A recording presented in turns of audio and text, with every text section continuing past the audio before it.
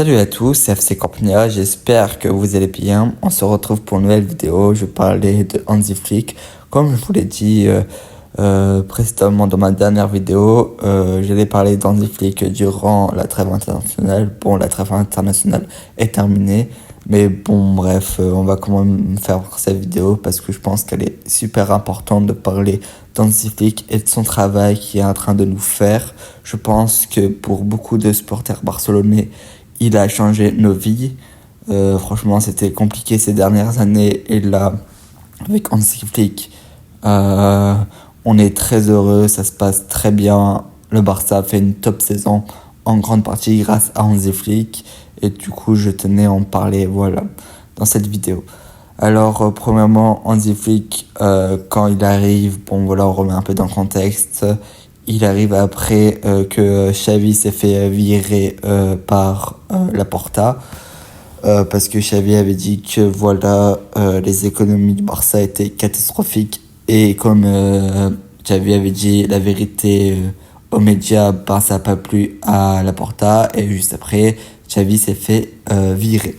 On le sait tous, voilà. Bon, bref, parce que bizarrement après cette déclaration, il y a une bombe comme quoi Xavi allait quitter les clubs alors que de base, il devait renouveler avec le Barça pour une saison de plus parce qu'ils n'avaient pas trouvé d'entraîneur pour le moment. Bon bref, ensuite Hansi Flick arrive et il sait déjà qu'est-ce qu'il veut mettre en place.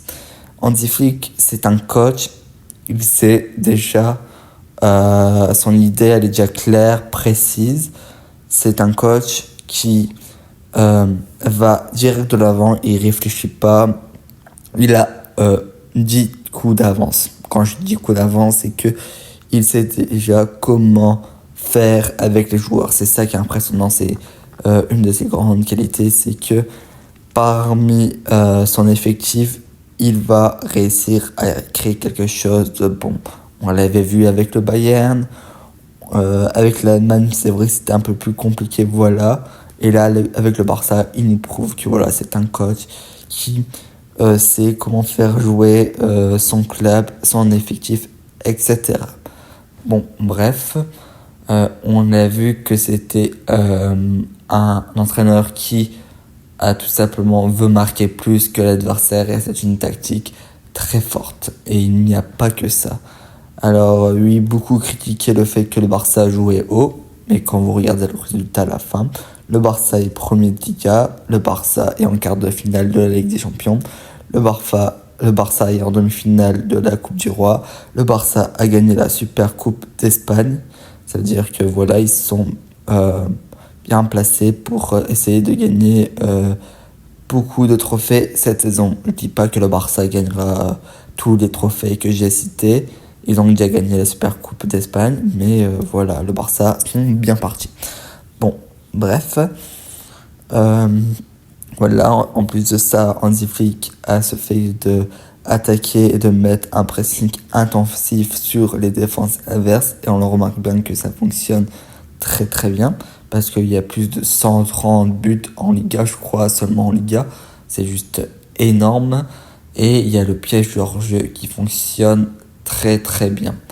Hansi Flick a trouvé des défenseurs et une charnière qui fonctionnent bien avec Pau Cubarsí et Inigo Martinez qui sont très intelligents pour le piège du hors-jeu parce que quand même c'est une tactique très compliquée de mettre en place un piège du hors-jeu, on le sait tous.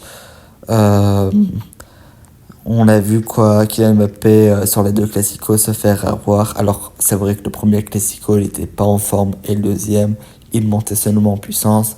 On a vu sur les deux classicos que Mbappé s'est fait beaucoup avoir. Même face à des gros joueurs rapides, le Barça a réussi à maîtriser ce piège du hors-jeu. Je ne vais pas dire à la perfection, mais très fort. Ensuite, deuxième point vraiment très fort, c'est qu'il inclut tout le monde dans l'effectif. C'est que même les remplaçants sont importants.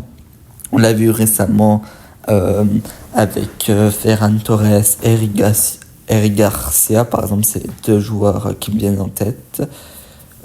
Ils ont été très importants et ils ont ont permis au Barça de gagner certains matchs. Je pense à l'Atlético là en tête, c'est le match qui me vient en tête avec le but de Ferran Torres, etc. Et celui du Benfica au match de groupe de Ligue des Champions où Eric Garcia marque le but du 4-4. Voilà. Généralement, c'est très très fort, c'est que voilà, il n'y a aucun joueur qui est exclu et ça fait que la force du Barça se joue sur un effectif et que tout le monde joue pour tout le monde. Il n'y a pas quelqu'un qui va jouer individuel et je pense que c'est la force du Barça cette saison. C'est en tout cas une des forces du Barça.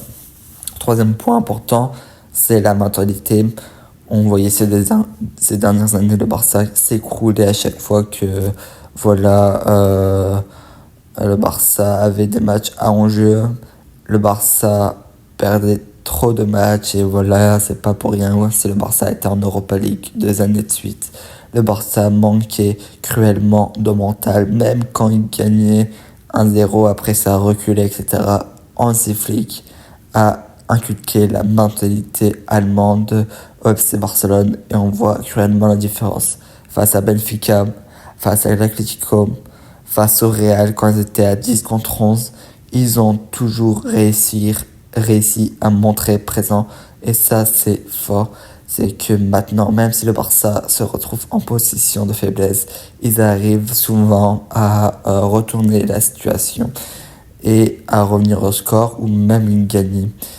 Ces 3 matchs que j'ai cités, c'est le match de la Super Coupe du Roi où alors oui, il y avait déjà 4-1, mais ils étaient à 10 en deuxième période et au final, on n'a pas vu le Real être supérieur face à Benfica. Ils étaient à 10 et ils ont réussi à gagner le match 5-4. Et face à l'Atlético, ils perdaient 2-0 à la 70e minute. Ils ont réussi à gagner le match 4-2. Voilà. Le Barça a trouvé une mentalité vraiment très intéressante grâce à Hansi Flick. On le sait, voilà, Hansi Flick, c'est un coach allemand qui, je vous l'ai dit, va droit au but et c'est exactement comment faire jouer son équipe. Et il a inculqué cette mentalité allemande pour ses joueurs. Et voilà, le Barça est juste très très dangereux maintenant. La quatrième chose qui fait que Hansi Flick est très important, c'est que voilà, les remplaçants sont très importants. Comme je vous l'ai dit, Ferran Torres, Eric Garcia, c'est les premiers remplaçants qui viennent en tête parce qu'ils ont débloqué des matchs. Ferran Torres a 13 buts cette saison alors qu'il est remplaçant. Eric Garcia, très intéressant alors que pourtant, voilà, on pensait pas qu'elle allait rester au Barça. Il y a qui encore très intéressant qui est rentré. Casado aussi, Fermin, voilà, plein de joueurs qui sont très importants dans les matchs. En fait, voilà, c'est pas juste un joueur, il y a 2-3 joueurs de plus qui peuvent rentrer dans un match et faire la différence. Et ça, c'est la force.